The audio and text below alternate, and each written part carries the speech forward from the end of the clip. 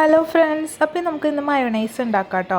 Mayonnaise അറിയാത്ത ആരെങ്കിലും ഉണ്ടെങ്കിൽ നമ്മൾ ഈ കുഴിമന്തി, അൽഫാം എന്നൊക്കെ മേടിക്കുമ്പോൾ നമുക്കൊരു വൈറ്റ് കളറിലുള്ള സോസ് കിട്ടില്ലേ, അതേപോലെ KFC ഒക്കെ മേടിക്കുമ്പോൾ അതാണ് കേട്ടോ ഈ മയോണൈസ്. കാരണം മയോണൈസ് ഉണ്ടാക്കുമ്പോൾ നമുക്ക് കോഴിമുട്ടയാണ് വേണ്ടത്. പക്ഷെ എൻ്റെ കയ്യിൽ കോഴിമുട്ടയല്ല, താറാമുട്ടയാണുള്ളത്. അപ്പം അതുകൊണ്ട് തന്നെ താറാമുട്ടയ്ക്ക് ഒരു ലേശം കളർ ഡിഫറൻസ് ഉണ്ടാവും. കറക്റ്റ് വൈറ്റ് കിട്ടില്ല, അത്രയേ ഉള്ളൂ ഡിഫറൻസ്. ടേസ്റ്റിലൊന്നും ഒരു കോംപ്രമൈസും ഇല്ല കേട്ടോ. അപ്പോൾ കൂടെ നമുക്ക് 4 വെളുത്തുള്ളിയുടെ അല്ലിയാണ് വേണ്ടത്. പിന്നെ ഒരു പൊടിക്ക് ഉപ്പ്, അതേ അളവിൽ തന്നെ പഞ്ചസാര. പിന്നെ നമുക്ക് വേണ്ടത് 1 ടീസ്പൂൺ വിനീഗറാണ്. പിന്നെ കൂടെ തന്നെ നമുക്ക് സൺഫ്ലവർ ഓയിലാണ് വേണ്ടത്. നിങ്ങൾക്ക് ഫ്ലേവർ ഇല്ലാത്ത ഏത് വെജിറ്റബിൾ ഓയിലും യൂസ് ചെയ്യാം കേട്ടോ.